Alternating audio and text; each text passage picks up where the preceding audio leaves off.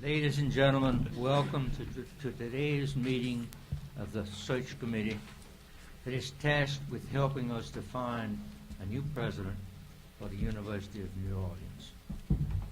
Our meeting this morning marks the third session and third interview of 4 interviews that we will undertake this week. As a courtesy to everyone, please turn off your cell phones, BlackBerry devices, pages, and such. At this time, if she's willing, Miss Erica, would you please call the roll? Mr. Paul Oquin. Here. Mr. Andre Coudrain. Here. Mr. David Guidry. Here. Mr. Gerald Hebert. Ms. Renee Laparoli. Here. Mr. John Lombardo. Here. Mr. Jimmy Long. Dr. Neil Maroney. Here. Mr. Wayne Parker. Here. Mr. Winfred Sabille. Here. Dr. Randy Moffitt. Here. Mr. Brian Glorioso. Here. Ms. Susan Hess. Mr. John Minio. Mr. Gary Solomon. We have a quorum. Thank you, Erica. And I want to thank you, each and every one of you, welcome you to this hearing. It shows that you have an interest in the university, and we will move on.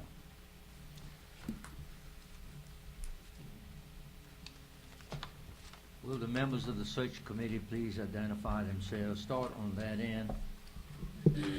I'm Brian Glorioso, president of the UNO Alumni Association. My name is Paul Oquin. I'm a member of the Board of Supervisors. I feel like I know y'all now. We're getting close. I'm Andre Coudrain. I'm from Hammond. I'm a member of the Board of Supervisors. Renee Laparoli, member of the Board of Supervisors for the 2nd Congressional District. Wayne Parker, member of the Board of Supervisors. Randy Moffitt, the University of Louisiana System. Wayne Sabille, member of the Board of Supervisors. I'm Jimmy Long from the Board of Supervisors. David Guidry, member of the Board of Supervisors. Hello again. I'm John Lombardo, UL System student board member and student government president at Nicholls State University. I'm Neil Maroney, UNO faculty member. I'm Susan Hess. I'm a longtime member of the UNO Foundation, a graduate of UNO, and I'm a non-voting member of this committee. Thank you, and members of the committee, we want to thank you for your activities. We know this is a great imposition on your personal activities. Thank you for your service. Under the rules, the president of our system serves as committee chair for these hearings. Dr. Moffitt. Thank you, Mr. Sabille, and again, welcome to all of you. I agree with Mr. Coudrain. I've seen some of your faces before, and there's some new but familiar faces in the audience, so we're glad to have you. This morning, we're going to conduct the 3rd interview of our 4 semifinalists. We will again, as always, want to thank the UNO family and all associated with this university and the community for your hospitality. We think maybe we want to spend another couple of weeks here, but you've treated us very well, and we appreciate that. Our purpose this morning, of course, is to conduct the interview of our 3rd candidate. I would remind you that we will also interview our 4th candidate this afternoon in this room. In a few minutes, we'll have questions offered by the members of the search committee. At the conclusion of those questions, we will entertain questions from the audience. And those of you that have been here before, you kind of know the process, but somewhere in the room there are some people who have, this young man over here has a buff-colored card, a young lady in the back. If you have a question that you'd like to offer to the candidate, please put that question on the card. Be sure and put your name on there. We need that for public record purposes, and we will try to get to as many of those when we get to that section of our process. I would remind you that tomorrow at 10 o'clock, we will be back in this room. At that time, we will entertain comments from the audience on the process, certainly on the candidates that you've heard from in the 2 or 3 days that we've been here. Anything that you'd like to offer to the search committee, we would welcome those at that time. Following those comments, the committee will adjourn into executive session to make decisions about the selection of at least 2 of the 4 candidates who will be considered finalists, and they will be interviewed Friday, December the 9th at our full Board of Supervisors meeting in Baton Rouge, so hopefully culminating in the selection of the next president for the University of New Orleans. Throughout this process and as we continue into next week, if you have comments you'd like to make to the committee or information you'd like to provide, please do so at the website UNO Presidential Search at louisiana.gov. With that, I think we'd like to begin our interview process this morning with our third candidate. That candidate is Dr. Peter Fos. Dr. Fos received his undergraduate degree in biological sciences from the University of New Orleans. He received a Doctor of Dental Surgery, DDS, degree from Louisiana State University Health Sciences Center School of Dentistry. He also has a PhD in Healthcare Decision Analysis from Tulane University's Graduate School and a Master of Public Health and Health Systems Management from Tulane University Health Science Center School of Public Health and Tropical Medicine. He is a well-recognized decision scientist and healthcare administration educator. He currently holds a position of Professor and Director of Health Policy and Systems Management at the LSU Health Sciences Center here in New Orleans School of Public Health, a position he assumed after serving as Provost and Executive Vice President for Academic Affairs at the University of Texas at Tyler for 3 years. Dr. Fos has also served as Dean of the College of Health at the University of Southern Mississippi and at Tulane University Health Science Center School of Public Health and Tropical Medicine in the Department of Health Systems Management. He is a native and resident of New Orleans. We are very pleased to have Dr. Fos with us this morning, and joining him is his wife, Lori. Welcome, Dr. Fos, and Lori, we're pleased to have you. Dr. Fos, would you like to make an opening statement? Yes, Dr. Moffitt. First of all, I want to thank the search committee for giving Lori and I this opportunity to be here today. It's pretty special for both of us. We both graduated from UNO, and we both native New Orleanians, so it would be a wonderful opportunity for us to become president of this university. Lori and I are both very passionate about UNO, very proud that we graduated from there. And I'm looking forward because this would be the next step in my professional career, having been Dean and Executive Vice President Provost. And this opportunity is very, very special. We appreciate that you've given it to us. Good. Well, again, welcome. We're going to go through a series of questions from our committee, and we'll begin those questions from Mr. Parker. Thank you. Welcome, Dr. Fos and Thank you. Lori. Appreciate y'all's interest in this position. First question is, what do you perceive the role of the president to be, and what skills, and I'd like you to put emphasis on the skills that you have clearly demonstrate that you could be successful in this job? Well, the president will have to be a leader on campus and in the community. And I think a leader is a person who sets a vision and inspires people to follow that vision. I think the skills that I have are, one, I'm decisive, but I'm fair. I'm visionary. I'm entrepreneurial in the way I think. I'm very principled, and by that I mean is that whenever I make a decision, I try to do the right thing. Often people make decisions and that they know it's not the right thing, but they don't want to receive criticism or any feedback. I'm not always correct. We celebrate our successes, but they're very fleeting. It's the mistakes that help us grow and be better leaders.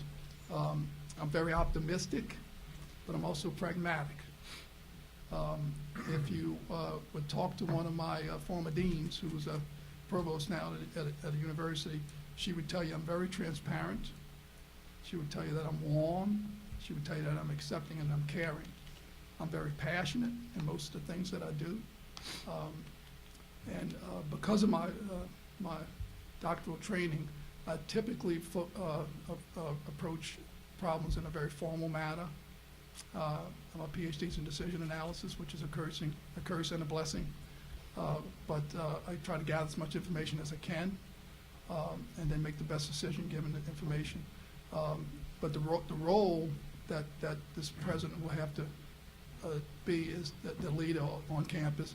It's going to be an interesting time as they transition from the LSU system to the UL system, understanding the differences. So the president has to be very transparent in those particular that time. and be a communicator of what's going on and why.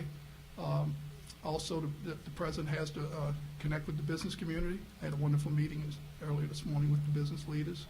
And so the president will have to be the face of the university. The president will have to tell the story, which I think is not a new chapter. I think it's a new edition of the UNO story, being a new system. So the president will have to be the external liaison to all the communities that the university serves. Thank you. Our next question is from Mr. Long. Thank you, Dr. Fos, Ms. Fos. Good to have you with us. Thank you very much. My question deals with respect to innovative programs. What innovative programs did you help create at your previous institutions? And how did you go about identifying the need or potential for innovative programs at that place? Okay, thank you. Well, if it's okay, I'll start back at Tulane University. I was a founding director of executive education programs at the Tulane University Health Science Center. And when we started the Masters of Healthcare Administration on executive level, which was a weekend program. And the need was that they didn't have enough master's level trained hospital administrators in the region. From that program, the model from that program, Tulane then, which I participated in, developed an executive doctoral program to get those people in healthcare administration, get those working healthcare administrators an opportunity to get a doctoral degree. They met once a month. Also, another program developed using that model was a Master Medical Management, which was physicians who wanted to be clinical managers. And they actually came 1 week every 3 months on campus. And we also used that model to have an executive Master Health Administration program both in Costa Rica and Taiwan. The need was based on the demand for those particular positions. Also, at Tulane, with colleagues from Dillard University, I developed the Dillard Tulane 3-2 Master Public Health Program. That was a program to engage African Americans into the field of public health and health sciences. And the 3-2-ness of it meant that the students took a specialized curriculum at Dillard, which I helped to develop, so they'd be prepared to then come to graduate school at Tulane. I'll tell you a quick interesting story, Mr. Long. I worried that a young student from Dillard wouldn't do really well in the graduate GRE exam because they would take the exam in the middle of their sophomore year, because it actually would come in their senior year. And I spent time with the admissions committee explaining to them, look, this is a young person, hadn't taken all the courses yet. You know, I'm not going to tell you to change the admissions standards, but we have to be aware of that. Well, the young woman, actually I know her name, but I can't tell you because of FERPA, scored a 1380 on the GRE, and I was cut off a minimum was 1,000. So it was a wonderful program. The program still exists. I'm now tell a little bit about Southern Miss, if I can. At Southern Miss, I started several innovative programs. Started an executive program in healthcare administration, because I'd done the same thing at Tulane. But the ones I really was proud of, we established a joint PhD program in a discipline called Sport and High Performance Materials. First one of its kind in the United States. It was a partnership between exercise science, actually biomechanics, and polymer science, which Southern Miss is in the top 5 in the country in polymer science. And these people were prepared to work in the sports equipment industry, which is a larger industry than the auto industry in this country, and to take high performance polymer materials to put in shoes, put in helmets, put in the clothing. If you notice, they have commercials now with Under Armour where they show the people running through snow and stuff, that these people were trained to understand the biomechanics and properties of materials to optimize the human performance of athletes.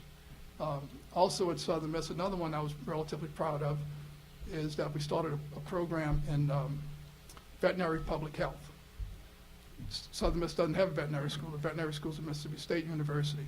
So it was a joint effort between Southern Miss and Mississippi State, in which students in Starkville could take public health courses online